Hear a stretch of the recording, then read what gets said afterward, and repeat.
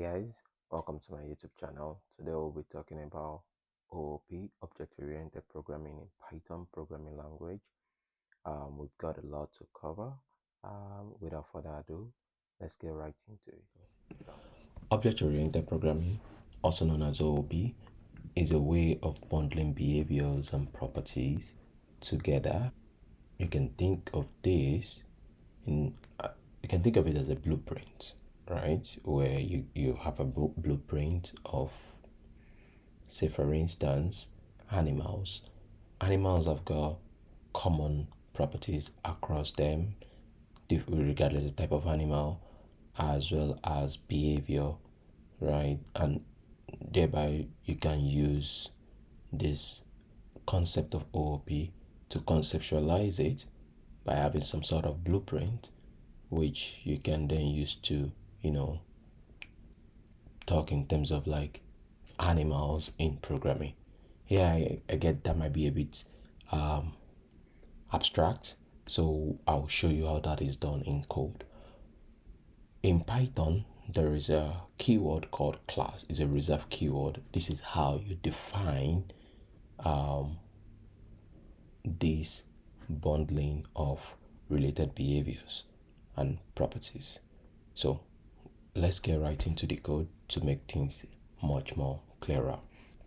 So I have, if you look here now on my, I have VS Code, and feel free to use any editor of your choice.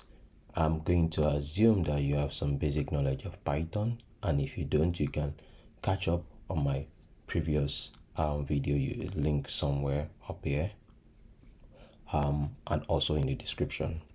So to get started, we are going to make use of an example of, say, like I mentioned earlier, we say animal, right? And how do we define it, this class? By using the keyword class, by saying class, and we say animal, like so. And we've defined a class pretty much, but with what we are seeing here, this doesn't do much, does pretty much nothing. So let's see how we can make use of this class, right? To instantiate it, let's call this animal. Let's just use animal lowercase, and then we'll call animal. And by doing this, we are instantiating this class. Okay. What this means is we can have access to, remember earlier when we defined it, we said closely related behavior and properties, but we have nothing on this class for now, and we'll get to that. Okay, so this does pretty much nothing really, and we can verify this. I'm just going to we can verify this by saying, let's say, print animal. All right, and on my terminal here, if I clear this, we can say python main.py, and you see we have this reference to the object. You can see it says it's an object. So let's do something useful with this. We have the concept of a constructor in OOP, in the class, when you define a class. And what is a constructor? A constructor essentially is a method, is actually a special method. It gets instantiated, it gets called, right? You don't call the method yourself. It's being called by Python, right? Each time you instantiate the class, like we've done here, which means if there are anything you want to do at the time that this class is, instantiated, that is, the class is being called, the class in itself, you want to do some things, right? That would be the best place to put that kind of stuff, right? Whatever that might be. In this case, we are going to make an example for excuse me, an example constructor, and see how that works. To define a constructor, however, you are going to use the magic dunder method called init. You say underscore underscore. By the way, guys, those are two underscores. All right, and you do init underscore underscore. All right, and we are going to put in a positional argument, right? The convention is to use something called self. All right, this will do nothing for now, so we just say pass. Right, so let me explain what this is real quick. So this positional argument called self, if as you go along and you read some other code bases, you see this a lot. It's a convention, okay? It is not a keyword. It's not it does not have to be called self. You can call it this or that, you know. It's just a convention that is used in the Python ecosystem. So just a point to note there. However, this constructor does not do much for us right now. However, we give this animal a name. All right, so let's say we take the argument called name, and what we can do here is say self.name. By that means by doing self.name, what we are doing is, because when you instantiate a class, you get an object. All right, like we can see down here, you see animal object, right? You get an object. Now what we are doing here is we are modifying what that object is at the time we instantiate the class. All right, so what we are doing here, we're saying name. We are taking name as one of the argument to instantiate the class. So we say self.name is equals to name. By the way, I'm so sorry, I just realized that this font might be a bit too small, so I'm just going to bump that up a bit. I hope this is much clearer. Pardon me. So what we can do here now is test this out. So what does this give us? We can then now, when we instantiate the class now, to instantiate this class, because of this constructor gets called, which means whatever argument is being passed to the constructor needs to be passed at the point when you're instantiating this class. So in this case, we are passing name. So let's just say dog. Let's say dog. All right, and when we do Python in the py, we don't see much. All right, we don't really know if this, where is dog, you might wonder, right? We don't see anything. So what we can do,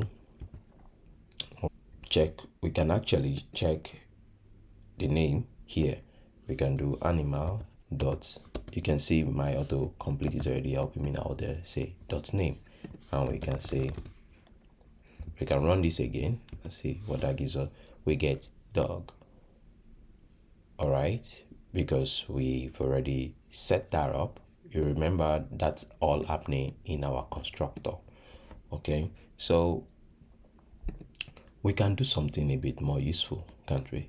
So let's, for instance, say we want to add something called method, right? Methods are functions defined in a class. Right, that's something quite, I think it's important to note there. When you define a function inside of a class, it is called a method. All right, so, and to do so, pretty much the way we've always defined a function, we say something like, let's say feed. All right, and for every method, the magic method of dunders of underscore underscore, or the one that you custom define, all needs the position argument of the instance of that reference to the object of the class. In this case, we typically call it self, like I mentioned earlier. So we say self, and let's just say pass here, right? And the good thing here is we can now start calling this method on the instance. So I'm going to do something like this. Let's do something like this. Let's say I'm just going to rewrite the previous thing there. Let's say name and say this dot name. Okay, and let's say feed. We say feed is equals to animal dot feed by calling it like so. All right, and let's just say let's do something like say print fed, or let's do something like this. We'll do self dot name. That's we referencing the animal. We say self dot name is fed, right? So watch this. When we say print feed, we are just, by the way, I'm just extending what we've started. All right, what we started here is pretty much what I'm extending. So we just do this again and say we've instantiated the animal with dog. We are checking the name. We also saying we are calling the feed method and we want to see what that gives us. So we are expecting something like dog is fed. All right, as you can see, we have dog is fed, and yes, we are getting none here because we really don't need to do this print because this does not return anything, right? And we're already doing the print here. So if we run this again, oh, I didn't save my file. Yeah, so we do this again and we see dog is fed. If we change this to cat, for instance, we are referencing the object there. You see cat is fed. All right, now you can start having this mental model of how this thing is going, and imagine you can practically bundle up as many properties, as many methods that make sense for that blueprint you're trying to make. Think of it like that you want to group together. All right, so another thing we can do here, we can add as many methods as you want, really. Okay, but I want to show us the concept of inheritance. All right, we want to look at the concept of inheritance. And what is inheritance? Inheritance in OOP, these are part of properties of OOP, and what this means is that a class can inherit, yet another class, and by doing so, we take up all the properties and methods of the parent class. You can, in some cases, like you might see, it's being called base class, right? It inherits that parent or base class. And how do you do that? I'll show you. So for instance, let's do something much, we'll continue with our example of animal in this case. All right, so what are we going to use here? Let's now say animal is quite generic. All right, our use case is to say, okay, we want to have some generic properties for animals in general, and yet we want to have like specific things for animals, particular animal in question. So what we can do is we'll still use dog again, and we can do class by defining yet another class, like I said dog.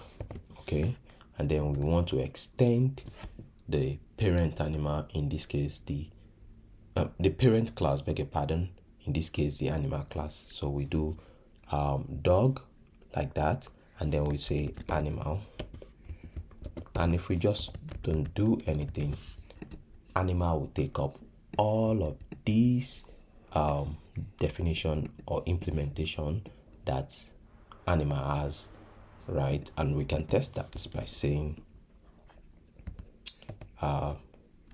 let's just say dog lowercase. I don't know why these things are not coming to me right now. And if we do this and try to run this, let's see what we get. All right, let's see what we get. There should be an error. Yes, of course. As you can imagine, the error says this animal constructor in it is missing one positional argument called name. All right, is missing positional argument called name, which is, if you look here, that is what we've defined here, not here. In fact, we have done nothing here than extend the parent class. All right, and that is exactly what needs to be done here. We need to pass the positional argument called name to dog. By so doing, dog takes that and passes it down to the parent, because we are only inheriting what the parent has, passed down to the child, in this case the dog class. So to fix this error, all we have to do is pass down a name. Let's give this dog name, let's call it let's say Chihuahua. I know that's a breed, guys, I do know, but yeah, just pardon my no name creativity today. Anyways, moving on. So if we did this, and what method do we have here? Okay, let's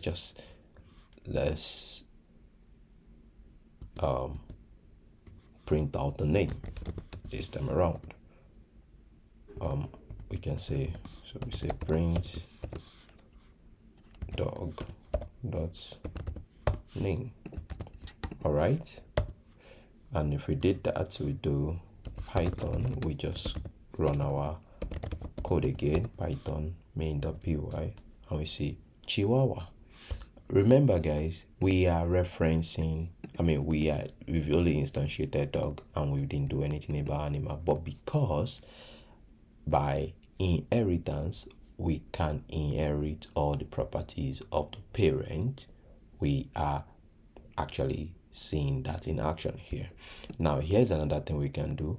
We can extend it by adding our own properties. But before we do that, we need to also establish the fact that we can have access. We do have access to the parents method. So we'll do the same thing like before. We say dog dot feed.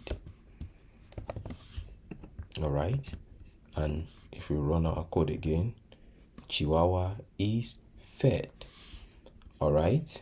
Chihuahua is fed, which is an interesting thing.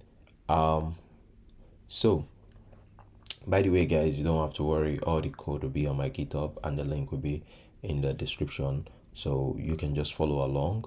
And if you would like to do this as I'm doing it, to just get a feel for it and understand this hands-on, which is important, and that's how you get the most out of this, by practicing and practicing and practicing.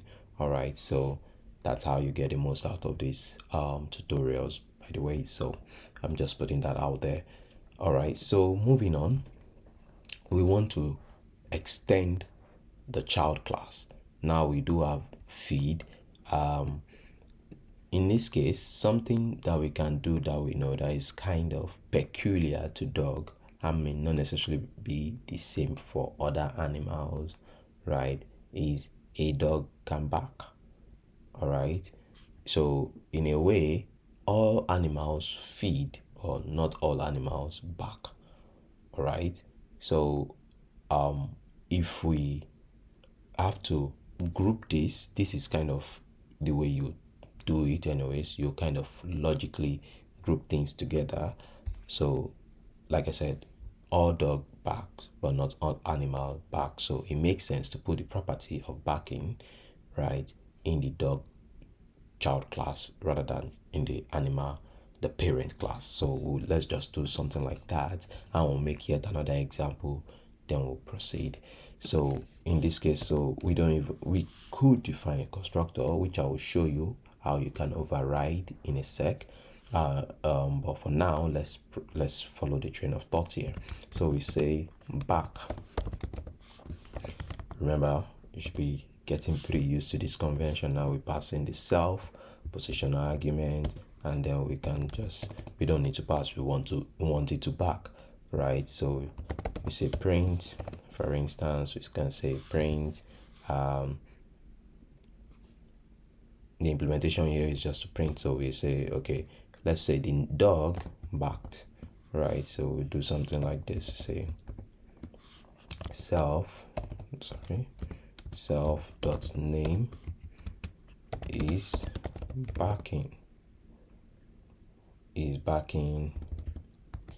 woof. All right, now on the dog instance that we've instantiated, we can say dog dot back, which is a method, we call it around here. What do we get? Remember the steps we've done here. We are printing the name, which is what we are saying, Chihuahua. We fed the dog, which is a Chihuahua is fed. Now Chihuahua is backing woof woof.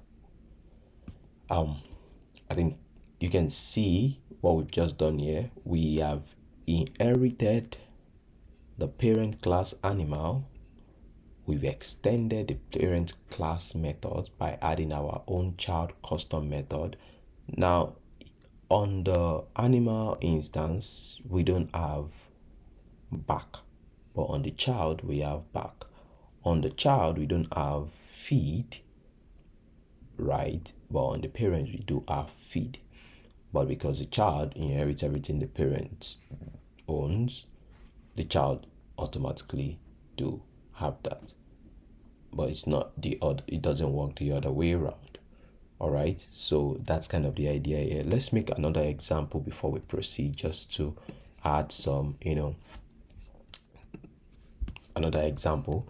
So by the way, I'm going to comment this out, so reference of this will all be in the code. So let's just put a comment here. Inheritance, spell correctly. Let me put docstring here. Dog.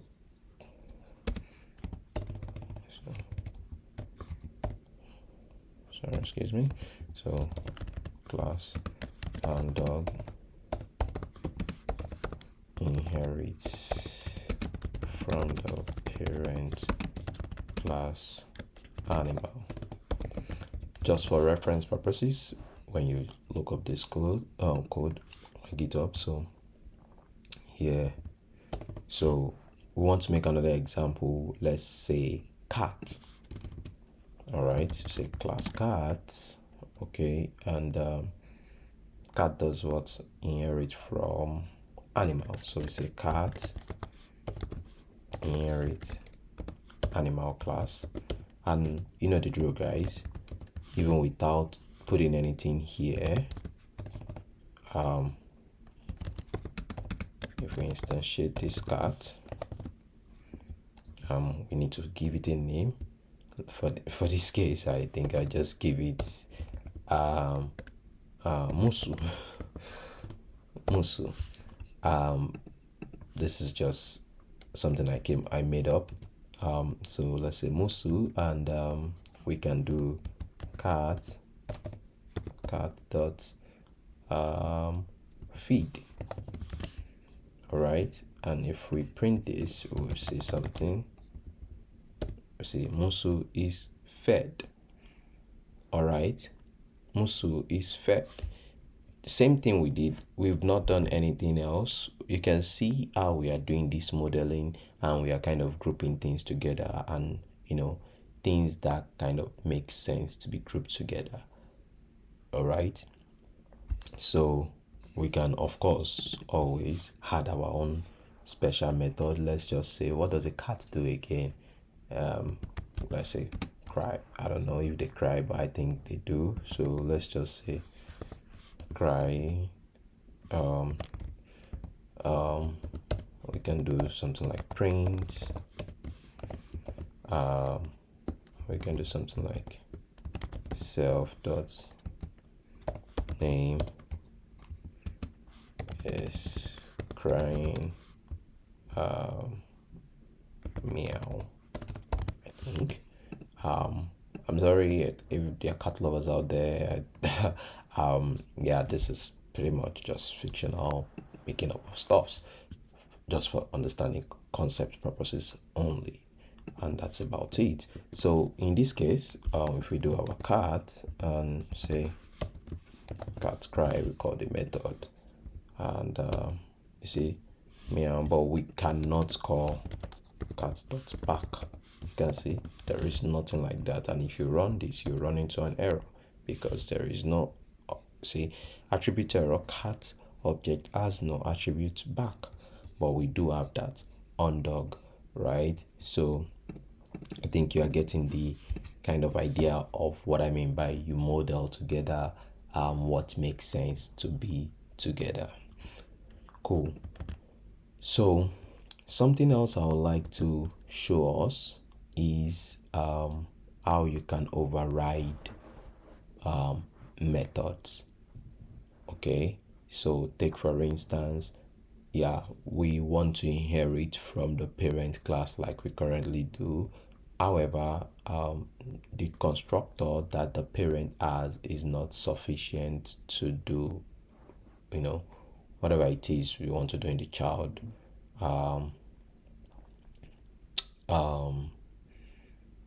class. So what we can do is override the parent method, and that can be for the constructor or any other method whatsoever by using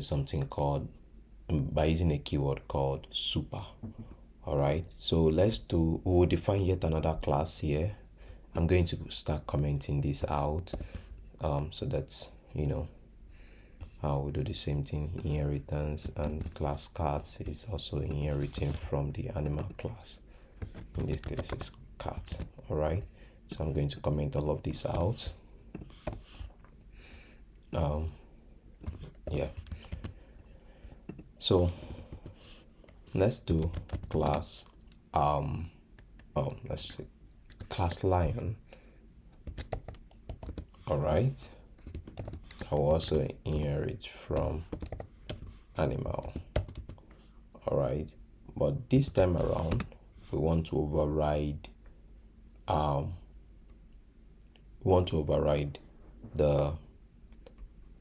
some methods. We want to override some method starting with the constructor. And how do we do that? We say the same init, it's method. All right, so in this case we want to take the name, and let's just say we want to take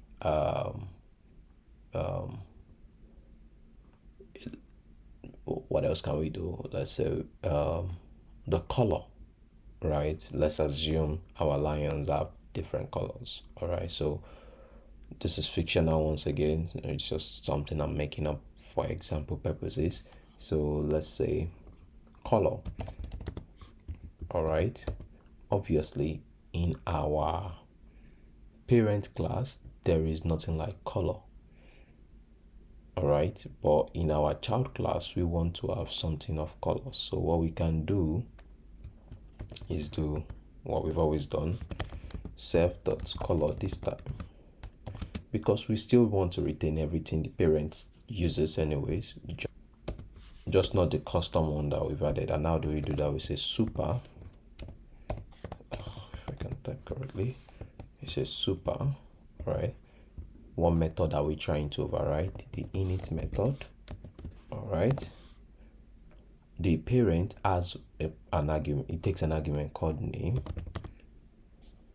I can use all right, and that's how we do it. The convention is to pass along the args if we were taking it. In this case we aren't, so, and then you do args and do keyword args.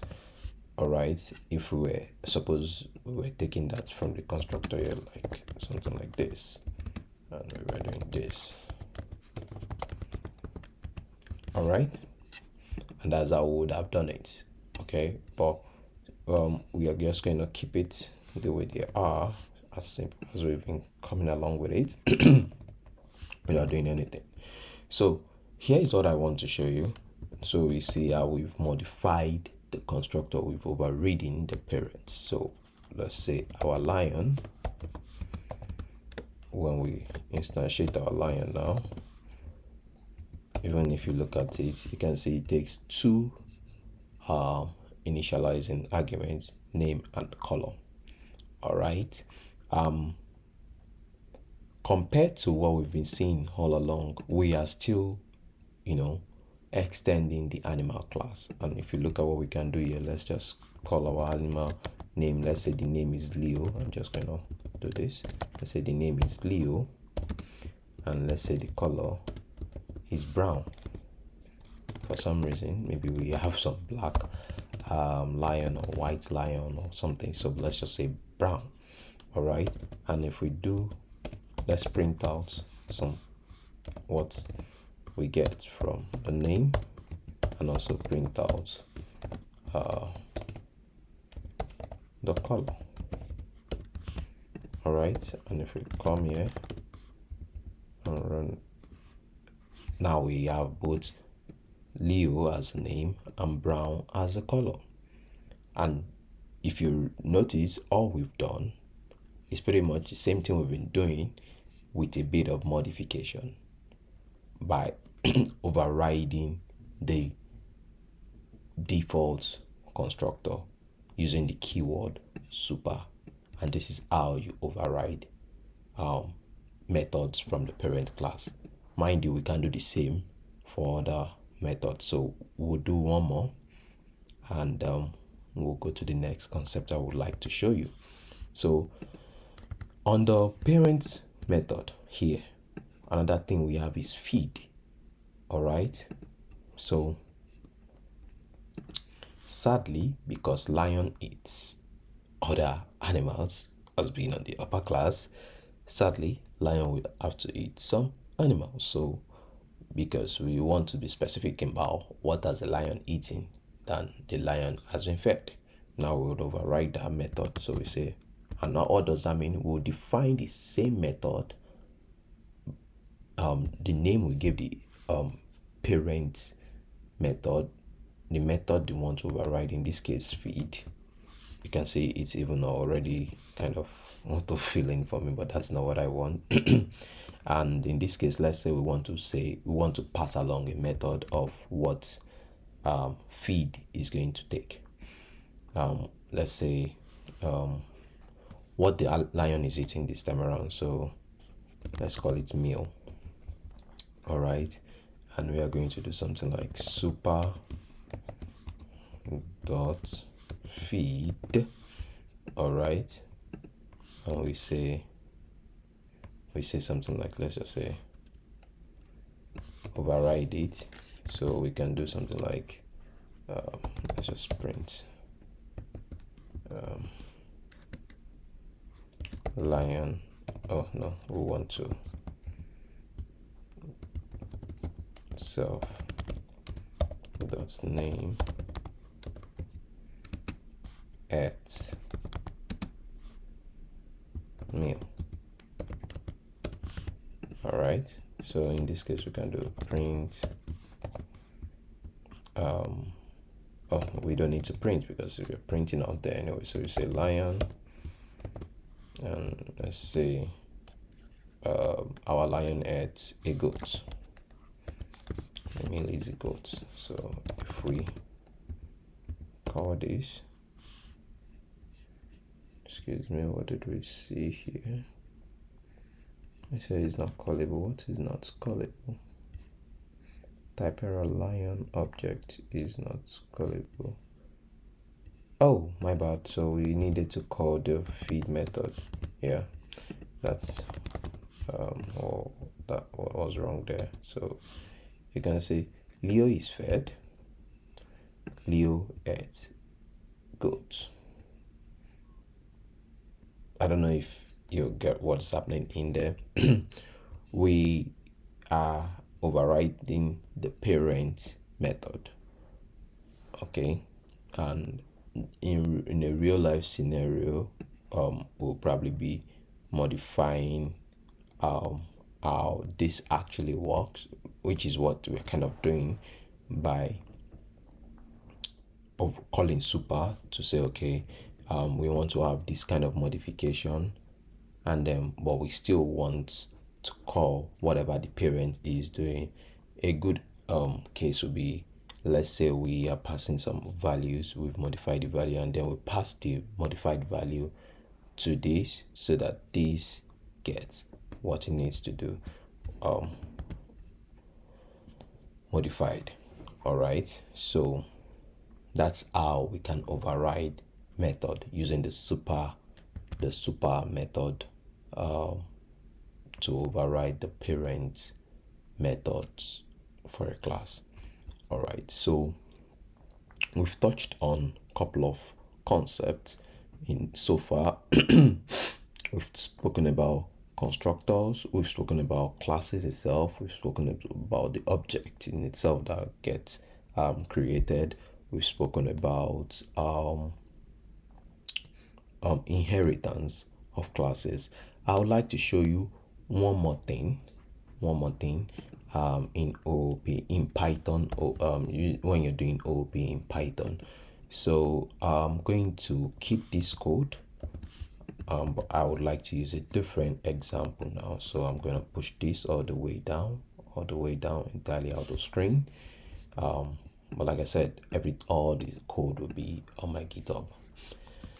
So let's assume the code base you're working on is getting really large, and even in a small code base, although this thing I'm about to show you is usually more kind of best suited when the code base is large, because it might be some sort of overkill, but not necessarily. Use it as you see fit. What am I talking about here? Take for instance, you want to ensure that every class that instantiates that inherits a particular class implement a certain method. You can think of what I'm saying as an interface. In fact, I think in other languages like Java, TypeScript, or I don't know, some other languages, they will literally have the keyword interface, and then you define some methods. That's the concept of interface. Is you're defining a contract, right? That everybody that implement this contract, that implement this class, must adhere by this contract. And by contracting, this term will be that whatever methods that you've defined in that parent class, right, even though the child is allowed to define as many other custom class methods, beg your pardon, must define this particular parent defined method. You don't want it to be optional, like you saw on what we did earlier. Not all the classes are to implement the feed method, okay? But in some cases, because of how serious or the use case you are dealing with, you want to ensure that whatever class inherits the parent class must implement the method, must fulfill the contract of the interface. So how do we do that in Python? Let me show you. So there is something called the ABC module, all right, and then you can import, by the way, this is lowercase abc, then you can import the capital ABC, and then you can import something called the abstract method. This concept is called the abstract class method, abstract class in Python. So abstract class is more like an interface, all right? So, and you are defining contract that every child class that inherits this abstract class must implement. All right, sounds simple enough. Let me show you how it works. So let's use another example. Let's say class, let's define our class, let's say shape. All right, and you would also subclass, beg your pardon, the ABC class. And what do we want to define? This is how we do it. We want to make sure that every shape can define area of itself. We don't have any implementation, although you can have an implementation if you want to have like a default implementation. You're allowed to do so, but in this case we are not going to have any. All right, but this is not done. This does not guarantee that the child class would define it. And to make that guarantee, we are going to use this decorator called abstract method. All right, if we put this decorator called abstract method, all right, every class that subclasses shape as a parent class would have to define an area method in it. Another thing, let's add one more. Let's say perimeter of a shape. Let's say perimeter. I think it's spelled this way. We are also not going to have any implementation, and we can do abstract method as well. And this is more like an interface. All right, we can define as many as you like in there, depending on the use case you're trying to work with. Now, how about we start some implementation? So to implement this, we can have something like, let's define a rectangle. All right, let's say a rectangle. Oh my goodness, a rectangle. All right, subclassing shape. All right, if we did what we were doing earlier and we try to instantiate a rectangle like so, guess what we'll get? We'll find out in a minute. You see, can't instantiate abstract class rectangle with abstract method area and perimeter. What is happening here is, this simply means that, okay, yes, I see a subclassing shape in rectangle, but I cannot instantiate this without it, adhering to the contract of having both abstract method that has been defined on the parent class, which in this case area and perimeter,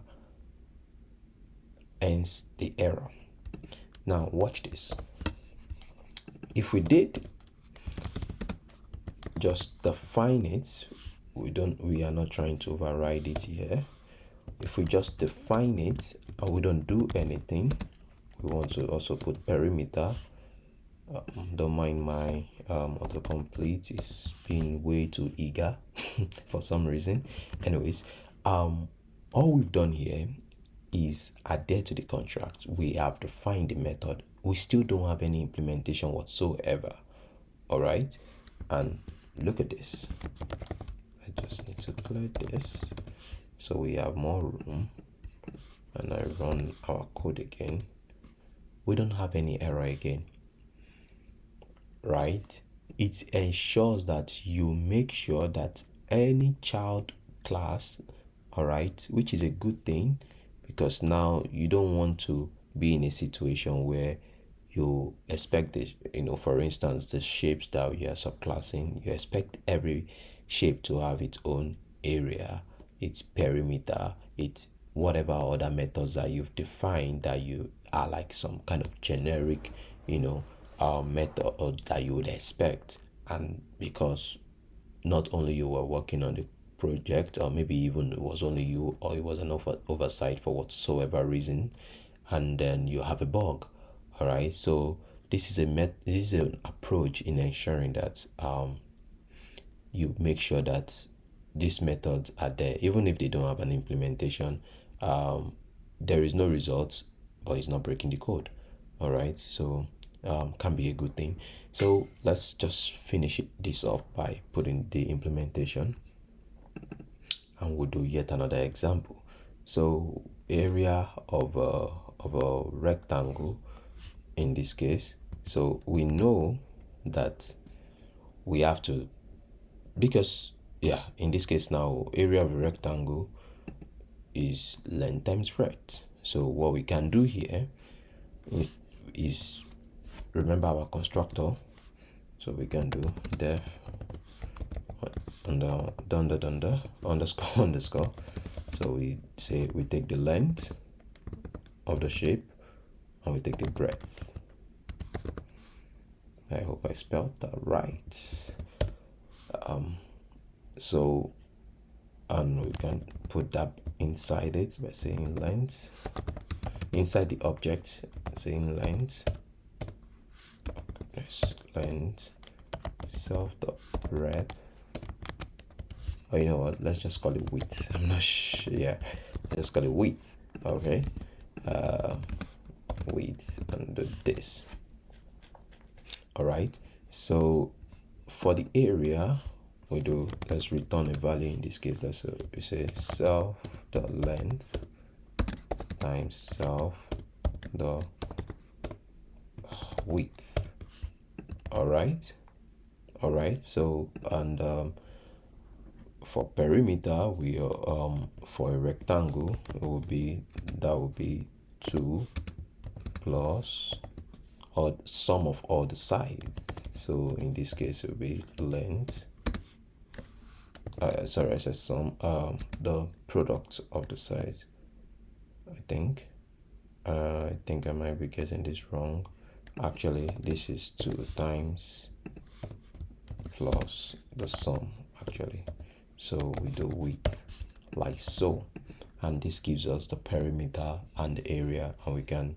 Here now, obviously, we know that we need to update this. So let's say the length of our rectangle is 5 and the width is 4. And we want to print, because now we are returning a value and we would like to see those value in the console. So we say rectangle dot area, and if we run our code again, 20. And that's right, 5 times 4 is 20. So if we also go ahead and check on what the perimeter value is giving us, we say rectangle perimeter method, we call that on it, and we are expecting what, guys? Should be 18. All right, and that's exactly what we are getting, because 5 plus 4 is 9, and 9 times 2 is 18. So, and like that, we've implemented the abstract class method. We've implemented it. We do not have a finished implementation in the abstract base, right? And here in the child, we have implemented the full abstracts methods properly. Let's do one more example. All right, and one more example here. So let's just comment this out, and we can do something like, let's say, square in this case. All right, just to reinforce what we've just done, and say shape. All right, say shape here.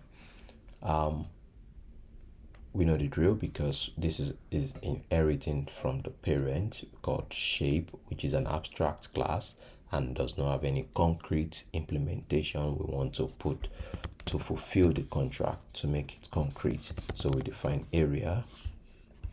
All right, we'll get back to the implementation in a second. We just want to satisfy the contract. We do the perimeter, and we'll satisfy that as well in a second. And what we can do next, you guess it, we define our constructor, and we do a square, all sides are equal, so we only have the length. So we get the length, and we can do self dot length. Okay, and we do length like so. Okay, so area of a square would then give us something like, say, what's that called now? self dot length times self dot length. All right, and perimeter of it would give us something like, I believe that should be sum of all the sizes, right? And a square will have 4 sizes, so we say 4 sides. I say sizes, beg your pardons, 4 sides. So this times self dot length. Now if you look at what we've done so far, you can see the implementation for a rectangle is different from that of a square, which, you know, that's kind of, we kind of all understand the reason behind that.